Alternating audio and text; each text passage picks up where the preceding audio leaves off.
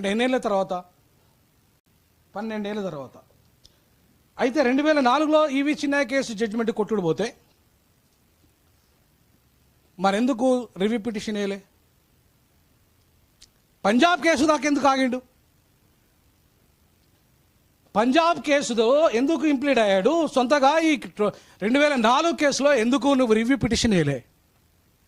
నిజంగానే చిత్తశుద్ధి ఉంటే, మాదిగలకు అన్యాయం జరిగిందని నీకు చిత్తశుద్ధి ఉంటే సుప్రీంకోర్టులో నువ్వు ఎందుకు ఇంతవరకు కూడా కేసు చేయలేదు? 2022లో ఈ పంజాబ్ కేసులో మాత్రమే ఎందుకు ఇంప్లీడ్ అయినావు? అది కూడా 12 ఏళ్ళ తర్వాత. ఆ కేసు స్టార్ట్ అయ్యి 2010లో స్టార్ట్ అయితే నువ్వు 2022లో ఇంప్లీడ్ అయినావు దాంట్లో. అంటే ఏ కారణం చేత ఇంప్లీడ్ అయినావు? రెండవది. మూడో ప్రశ్న, అసలు ఎస్టీల వలన ఈ కేసులో పిటిషన్ వేశారా?